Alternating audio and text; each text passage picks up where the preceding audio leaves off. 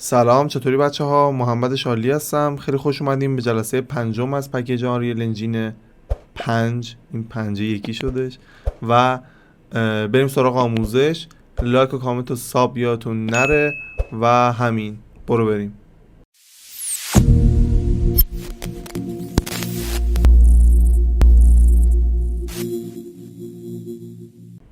این جلسه قراره در مورد این قسمت بالا صحبت بکنیم، یعنی این قسمت که تمای مختلف پروژه رو میتونیم ازش بگیریم، خروجی ها رو میتونیم ازش بگیریم و حالا جلوتر آشنا میشیم که اصلا چیه اونجا.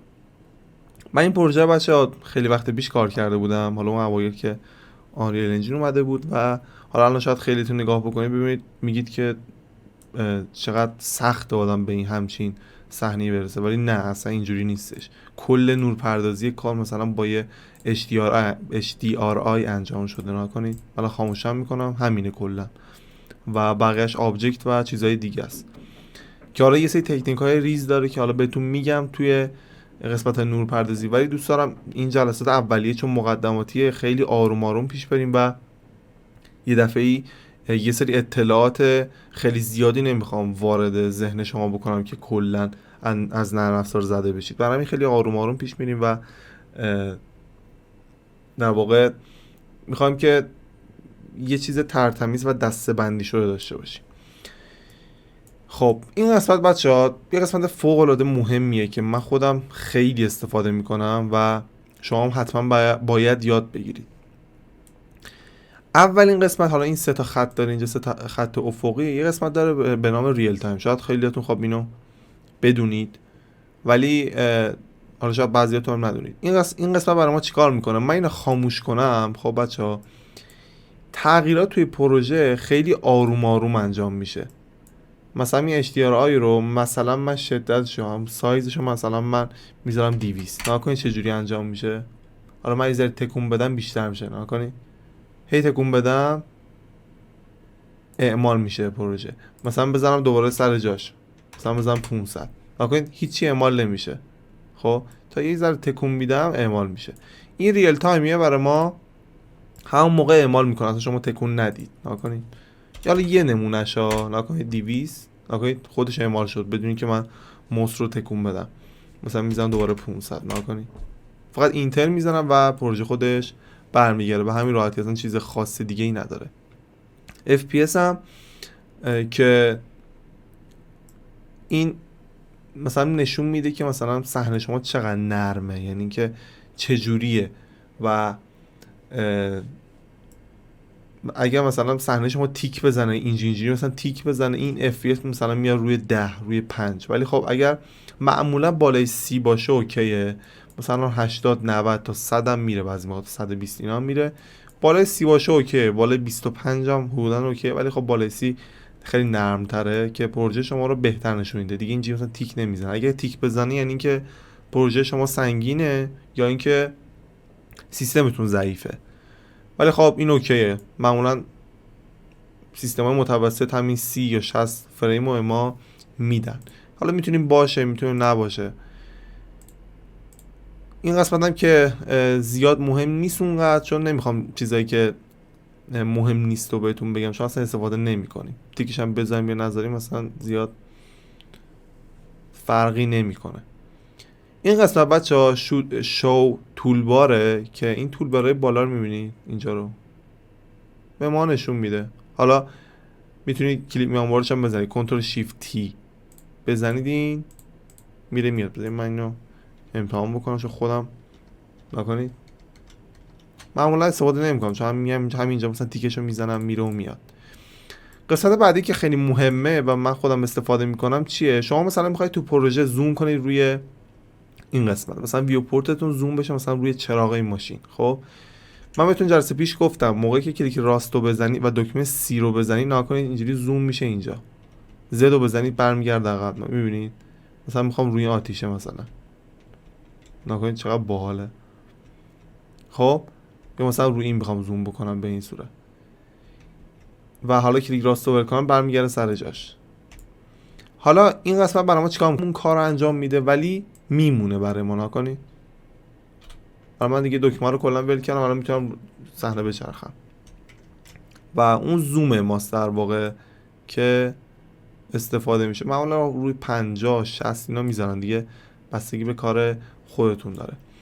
این قسمت هم بچه‌ها بخش پلن، در واقع پلن ویوه که البته اینجا الان زیاد اعمال نمیشه چون صحنه‌مون یکم کوچیکه، که مثلا به شما میگه من مثلا تو ویو پورت شما مثلا تا نصفه های ماشین رو به شما نشون میدم. خب که حالا با اینجا میتونید تنظیم کنیم و من اصلا یعنی اصلا کار نمیکنم با این، همون صفر میذارم میمونه. این قسمت اسکرین برای ما چیکار میکنه؟ میاد کیفیت ویو پورت رو میبره بالاتر. موقعی که ما میخوایم رندر بگیریم باید این ببریم بالا، مثلا بزنیم 100 بزنیم 200 بعد رندر بگیریم. ما اگه این کم باشه نگاه کنید ببین چجوری میشه پروژه، اصلا کلا خراب میشه. نگاه کنید کیفیت نگاه کنید چجوریه، اصلا خوب نیست. ولی خب موقعی که اینو ببریم بالا معمولا مثلا میذاریم 80 یا برای اینکه صحنمون سبک باشه، یعنی کار کردم. موقعی که بخوایم خروجی نهایی رو بگیریم مثلا کیفیتش رو میذاریم بالا، اینو مثلا خوبه در حدی که نور پردازی رو ببینیم اوکیه. مثلا 150 اینا سنگین میشه، مثلا 100 به نظر من اوکیه و کیفیت لازم به ما میده و راحت‌تر میتونیم باهاش کار بکنیم. و یه قسمت هم داریم به نام قسمت گیم مود. بذاری بردارم این هم بذاری باشه، این اون چون تیکش دیگه خوش زده بذاری باشه. این قسمت گیم در واقع گیم ویو برای ما چیکار میکنه؟ این HDR اینا رو میبینید، خورشید و اینجور چیزا رو، اینو برای ما ناکنید برمیداره. همون جلسه پیش بهتون گفتم جی رو بزنید رو کیبورد میاد و خیلی راحته. اینم که برای ما فول اسکرین میکنه صفحه رو به این صورت.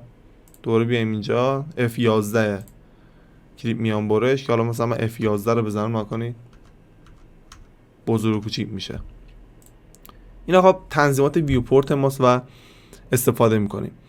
یه دونه قسمت خیلی خیلی جذاب داریم اینجا به نام بوک مارکس. این برای ما چیکار میکنه؟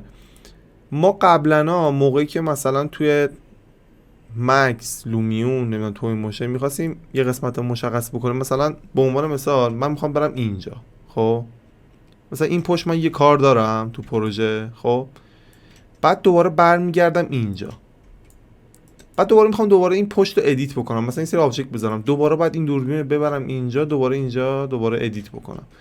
این خب خیلی سخته دیگه. برای همین برام بوک مارک میذارم. مثلا میریم اینجا، خب به این صورت میایم اینجا یه بوک مارک میذاریم، بوک مارک مثلا 1 میذاریم اینجا، یعنی ثبت شد. میریم اینجا یه بوک مارک دیگه میذاریم، بوک مارک 2. خب مثلا میریم اینجا، خب رفتیم اینجا پروژه، حالا میخوایم برگردیم بریم دوباره پشت ماشین، نمیخوایم اینجوری بریم. رو چند ما تنظیم کرده بودیم روی 1. پس ما دکمه 1 رو کیبورد رو میزنیم، 1 روی این حالت ماشین حسابی کیبورد، نه 1 که این بالای پایین این F1 و F2 اینا هستش، پایین اون 1 2 3 4 5 تا 10 داره دیگه، تا 9 ببخشید، که 1 رو بزنیم میره اونجا که تنظیم کردیم، 2 رو بزنیم برمیگرده اونجا، دوباره 1 2. اینو میتونید خیلی زیاد تنظیمش بکنید و داشته باشید. آقا تا 9 رو میشه اینو تنظیمش کرد. کلیپ میان برش هم چیه؟ حالا من اینو پاکش بکنم، نکنید میام اینجا اینو بزنید کلا پاک میشه هر چی داره. حالا من 1 و 2 رو بزنم میگه نمیره اونجا. خب من مثلا یه دونه میخوام اینجا تنظیم بکنم، اینجا مثلا بیام اینجا مثلا یعنی اینجا میخوام تنظیم بکنم. خب کنترل 1 رو بزنیم خودش اتوماتیک سیو میشه. دوباره میام اینجا، کنترل رو حتما باید بگیرید. یعنی میام اینجا کنترل 2، دوباره میرم این پشت اینجا کنترل 3، حالا دوباره 1 رو بزنم میره اینجا، 2 رو بزنم میاد اینجا، 3 رو بزنم میاد این پشت، و به همین راحتی و به همین خوشمزگی. حالا اینجا دوباره میتونید پاکش بکنید، دوباره بذارید. این قصه برای ما چیکار میکنه؟ میگه برای ما دوربین میذاره، یه دوربین اکتور میذاره و یه دوربین در واقع حالا حالت سینماتیک هم میشه گفت که بیشتر استفاده میشه تو کارمون. که الان من اینو بزنم نکنید اینجا الان من هیچ دوربینی ندارم، میبینید میام اینجا وای میسم دقیقا همینجا که مثلا من از این ویو خوشم اومده، میام اینجا میزنم اینو، یه دوربین برای من اینجا خودش گذاشت، ناکنه اینهاش. حالا بیام عقب، من اینجا این دوربینو میبینم، ناکنه اینا. حالا مثلا از این ویو مثلا اینجا دوباره یه دوربین میذارم مثلا از اون دوربینای سینماتیک، ناکنه اینو میذارم اینجا برای من ثبت شد، ناکنه رنگشون رو فرق میکنه. این سینماتیکه، اینم دوربین ساده است که بهتون میگم حالا بعداً از کدوما استفاده بکنید که حالا بیشتر در واقع به کارتون بیاد. قسمت بعدی که قسمت جذاب پروژه ماست در واقع توی آنریل انجین، قسمت اسکرین شاته. بچه‌ها اسکرین شات برای ما چیکار میکنه؟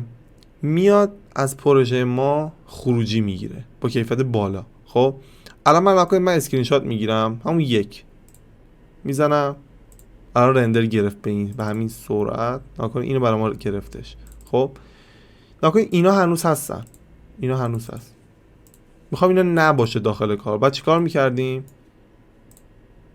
اینو میبندم، دکمه جی رو میزدیم، اینا میرفتن و میومدیم اینجا رزولوشن رو میوردیم بالا. حالا میتونستیم اسکرین شات بگیریم. حالا میتونیم 1 یا 2 بستگی به کارت گرافیکتون داره. معمولا مثلا 3 بذاری دیگه نمیگیره، اخطار میده بهتون، میگه حالا کارت گرافیک درایور مثلا کرش میکنه، میفته بیرون. مثلا 1 هم میذارم من، حالا با 2 هم میتونم بگیرم. اینجا براتون میاد، اینو میزنید و اینو بهتون میده. ناکنه کیفیتش هم خوبه ولی خب اونقدر زیاد نیست. مثلا 2 بذاریم، فکر می‌کنم طول بکشه، امیدوارم حالا کرش نکنه بیفته بیرون. اینو ببندم. 3 میذاشتم 100% میپرید بیرون، چون یه ذره مشکل میخورد. ناکنید این الان باز کیفیتش خیلی بهتره، ناکنید کیفیتش خیلی خوبه نسبت به قبلیه. اون قبلی این بود، بعدی اینه. حالا مثلا قبلیه ابعادش بود، این ابعادش کمه، اونقدر زیادم نیست. این چقدره؟ این باز خیلی بهتره ابعادش. ولی خب بچه‌ها من بهتون میگم که چجوری رندر بگیرید. از این اسکرین شات استفاده میکنیم ولی خیلی کم. من روش درست رندر گرفتن حالا تک شات رو بهتون میگم که چجوری رندر بگیرید که خیلی خوب بیفته داخل کارتون. و قسمت بعدی هم که تنظیم پنجره هاست. شما میتونید حالا 3 تایی کار بکنید، نمیدونم 4 تایی و هر چند تایی که دوست دارید اینجا میتونید تنظیم بکنید. من معمولا خودم یا مثلا 2 تایی کار میکنم یا حالا به صورت مثلا عمودی. مثلا اینجا کارهای دوربین گذاری اینا رو انجام میدم و اینجا قسمت رندرینگو. ولی حالا اونایی که 2 تا مانیتور دارن خب کارشون خیلی راحت تره و راحت تر میتونن کار بکنن و بهتر هم هستش. و اینجا یه قسمت ادوانس ستینگ داره که اصلا باش کار نداریم فعلا و استفاده نمی کنیم، خیلی زیاد استفاده نمی کنیم مگر اینکه یه جا حالا لازمون بشه و حالا به یه باگی بخوریم. این قسمت هم که دیگه براتون ساده است. قسمت تاپ داریم و لف و جاهای دیگه پروژه. خب این تو پروژه داخلی مثلا خیلی استفاده میشه و البته پروژه داخلی و خارجی نداره اونقدر، ولی خب من معمولا پروژه داخلی خیلی از این قسمت استفاده میکنم که بتونم نور رو تنظیم بکنم یا ارتفاع آبجکت ها رو و مثلا این کف مثلا کارمونه، مثلا پایه مثلا صندلی مثلا بذارم دقیقاً نوک به نوک مثلا کف کارمون که مثلا راحت‌تر داشته باشیم. اینجا هم که دوربینه هم میاد. ما الان دوربینایی که کاشتیم میاد اینجا. نکنید من دوربینایی که دارم داخل کار نکنید تنظیمش کردم اینو که یه ذره حالا بهتون میگم که الان شما مثلا رنگ این یکم حالت کم رنگ تری داشته باشه نسبت به قبلی‌ها، ولی کامل اینا همه قابل تنظیمه که بهتون میگم که بعد چی کار بکنید. اینجا خب قسمت دوربینه میاد. مثلا این دوربین مثلا اسمش مثلا اکتور مثلا 0. خب میام اینجا اکتور 0 میاد دوباره میاد سر جاش. میره بچه این چقدر فرق میکنه، این ویو پورت نکنید فرق میکنه با این. بیام اینجا پرسپکتیو نکنید، این یه ذره پررنگ تره به خاطر تنظیم دوربینشه که بهتون کامل توضیح میدم که چجوریه. اینم خب حالت دیفالت و سینماتیکه که ببینید یه حالت سینماتیکی داره که حالا اینجا میتونیم نکنید حالت مختلف رو تنظیم بکنیم و استفاده بکنیم ازش که توی پروژه همون حتما بهتون میگم. من اینو از سلکت در بیارم. اینا بچه ها ببینید اینجا یه سری باگ میخوره، اینا خب هی میره میاد دیگه، ولی توی رندرمون اونجوری نمیافته. این قسمت بچه ها که قسمت مورد علاقه خودمه و خیلی دوستش دارم. به عنوان مثال بچه ها ما این اشتیارهای نداریم، مثلا صحنه ما خاموشه. خب الان قسمت لیته. خب لیت خروجی نهایی به ما نشون میده. آن لیت برای ما چیکار میکنه؟ مثلا این من اشتیارهای برمی دارم، صحنه سیاهه ولی میخوام آبجکت هم پیدا بکنم، برم کفم کجاست، نمیدونم متریالم کجا، دوربینم کجا، میام می‌نویسم روی آن لیت. نکنید راحت به ما همه چی رو نشون میده. موقعی که نور نباشه از این استفاده میکنیم که بتونیم آبجکت رو پیدا بکنیم و جابجاش بکنیم. قسمت وای فریم هم که خب مشخصه که چجوری ما نشون میده. من اینو برش گردونم اینجا، آره که اینم داشته باشیم. قسمت دیگه ای که مهمه مخصوصا این بچه تو نور پردازی فوق العاده استفاده میشه که لایت ما نشون میده، نور پردازی ما نشون میده که ببینید سایه ها چجوری ان، شدت سایه ها به چه صورته و فوق العاده است. من همه جای از این استفاده میکنم که بتونم نور پردازیمون رو در واقع درست در بیارم که بهتون میگم از این حالات چجوری میتونیم استفاده بکنیم تو پروژه‌مون. قسمت رفلکشن های پروژه که هر جا مثلا یه ذره رفلکشن داشته باشه نشون میده که حالا میتونیم استفاده بکنیم. کالیژن و چیزهای دیگر بچه‌ها من توی پروژه ها بهتون میگم چون الان استفاده نمیشه خیلی. و قسمت مهم قسمت پس تریسینگه که یه قسمتی هستش که حتی از لیت هم که حالا از لومن هم قوی تر، همون ری تریسینگ خودمونه که از لومن هم قوی تر، یعنی نور پردازی. الان لومن رو نگاه بکنید همچین نور پردازی داره. خب الان شاید خیلیاتون بگید که خب نور پردازی خوبه دیگه، به نظر منم فوق العاده است این نور پردازی که الان اینجا داریم. خب اما بهتر از اینم میشه که با پس تریسینگ نگاه کنید، اینو بزنید مثل کرونا، مثل ویری برای ما رندر میگیره از پروژه و ببین این قسمت قرمز پایین نگاه کنید رندر میگیره و حالا میتونیم از این ما خروجی بگیریم که خروجی اینم بهتون میگم که چجوری کنیم که با کیفیت باشه. نمیگم اسکرین شات بگیریم، ما اسکرین شات نمیگیریم از اینجا، میتونیم بگیریم ولی خب نمیگیریم چون بی کیفیت میشه. که بهتون این پس تریسینگ هم تنظیماتشو میگم که چجور حالا سرعت رندر رو برید بالا که راحت تر بتونید رندرش بکنید. و قسمت دیگه ای پروژه که بخش نورپردازی و قسمت دیگر رو به شما نشون میده.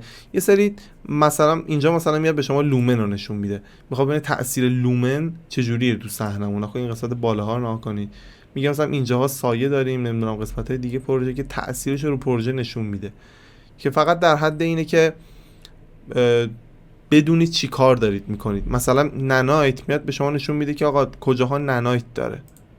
خب و ننایت پروژه شما نشون میده. ببینید الان مثلا اینو من بزنم روی تریانگل اینجا نکنید، اون چیزی که اینجا ننایت شده به ما نشون میده. آقا اینا همه ننایته و سبکه. شما 1000 تا هم تو پروژه بذارید پروژهتون سنگین نمیشه. مثلا ماشین الان ننایت نیست.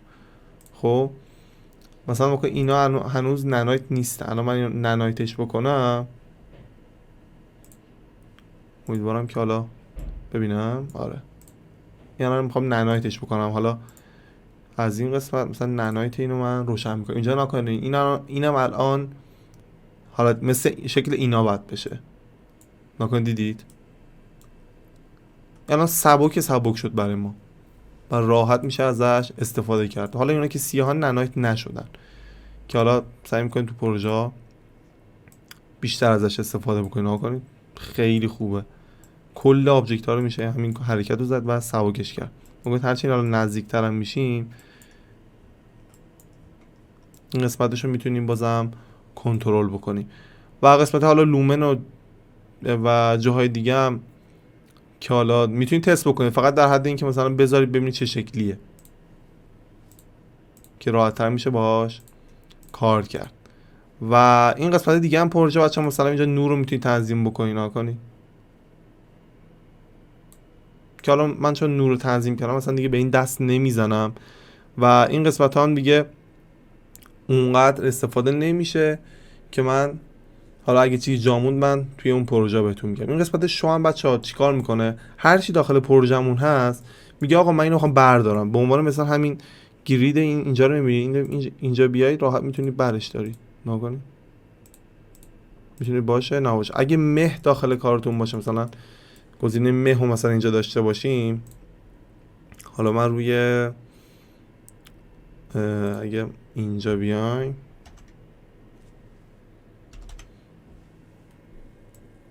الان فکر نمی‌کنم مه بشه نشون داد چون HDRI هستش. اگه این مه اینجا داشته باشیم شما راحت میتونید اینو بزنید و خاموشش بکنید و دیگه برای شما نشون نده. اینو من حذفش میکنم. حالا میذاریم باشه. مثلا کالیژن رو میتونیم بیاریم توی پروژه نشون بدیم و این قسمت هم خیلی باحاله که حالا این لبه های کارمون رو خیلی بد میکنه ولی خب اینو روشن میکنیم خیلی نرمتر و بهتر میشه. و مثلا میتونید لومن رو بردارید، نمیدونم قسمت دیگه ای پروژه بردارید، مثلا لیر بندی ها رو بردارید، اونایی که لیر بندی شده و توی کار میتونید تاثیر بذاره. مثلا یه قسمت داریم که اصلا یه جلسه میذارم برای پست پروسس که پست پروسس مثلا ما چی میگه آقا بلومو بردار، یه سری مثلا تشعشعاتی که واسه نور خورشید است اونو مثلا کامل برمی‌داره از تو پروژه، ما نمیخوام مثلا توی دوربین اون بزنه. یا مثلا فوکوس پروژه رو بردار، نمیخوام فوکوس داشته باشه کل پروژه. یا کالر رو بردار. نکنید الان من داخل کار کالر دادم توی پست پروسس. پست پروسس چیه؟ این مکعب این دور رو میبینید بچه اینجا رو، این پست پروسس نکنید. من قسمت تنظیماتش چون الان میبینید پروژه یکم شارپه برای همین این پست پروسس روشن. الان من اینو بردارم، آره این کالر رو بردارم نکنید بیروح میشه. برای همین دوربینا بیروح بودن چون داخل اونا تنظیم نشده بود. مثلا من داخل این پست پروسس مثلا بلومو تیکشو زده بودم.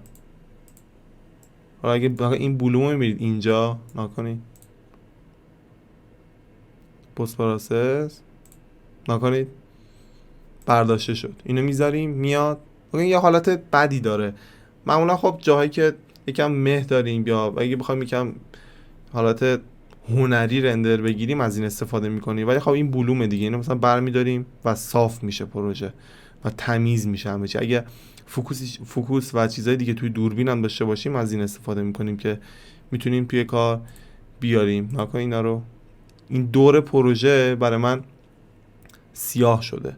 خب خودم حالت سینماتیکش کردم. اینو میتونیم برداریم کل پروژه برای ما یک دست بشه که همه اینا رو من جلسات آینده میگم بهتون که خیلی استفاده میشه که حالا به صورت موقت اینجا میشه برداشت و داخل کار آورد. حالا این قسمت لومن هم بعضی چیزاشو برداری معمولا مثلا لومن کلا قطع میشه که جلسات بعد بهتون میگم.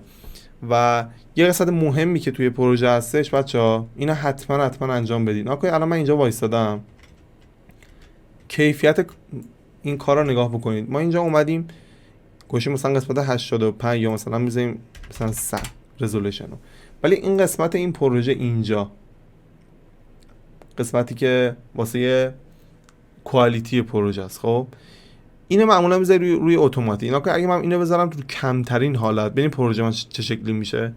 ویوپورت مثلا کلا خراب میشه، یکم طول میکشه حالا چیز بکنه، چی میگن، پروسس بکنه که به این صورت میشه. اصلا افتضاح شد. ولی خب صحنه‌تون سبکه. فکر می‌کنم FPS هم الان خیلی بالاست. نکنید FPS میره بالا تا 100 حتی 100 هم فکر می‌کنم رد بکنه.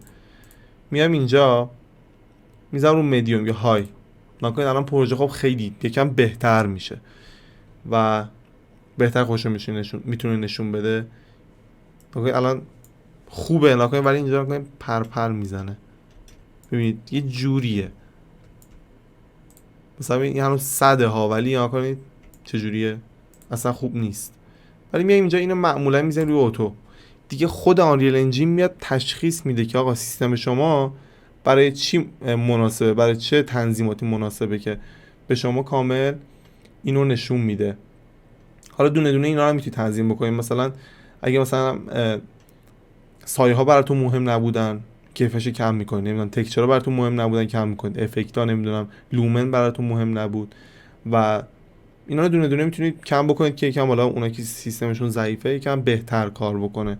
ولی خب این اتو رو بزنید خیلی اتوماتیک خودش میاد این کار رو انجام میده. که الان یه ذره تیک داره، یه ذره باز بهتر میشه توی کار که حالا میتونیم مدیریتش بکنیم. و همین، مرسی که این آموزش رو نگاه کردید. این قسمت هم کامل تموم شد. جلسه بعدی بچه‌ها میریم سراغ قسمت‌های دیگه آنریل انجین که حالا اونا رو هم حتما نگاه بکنید که کم کم دیگه وارد میشیم، وارد در واقع خود حجم و وارد آنریل انجین بکنید. ببینیم مثلا نرم افزارهای دیگه مثلا 3D Max، راینو، اسکچاپ، رویت و نرم افزارهای دیگر چجوری میتونیم حجمایی که اونجا مدل سازی میکنیم یا آبجکت هایی که دارن چجوری میتونیم وارد آنریل بکنیم و ازش استفاده بکنیم، حالا به صورتی که بشه کامل مدیریتش کرد و بهینه‌اش کرد. و همین، مرسی از همتون. لایک و کامنت و ساب یادتون نره که باعث خوشحالی من میشه که این خانواده‌مون هر روز بزرگ و بزرگتر میشه. پس تا جلسه بعد فعلا خدا نگهدار.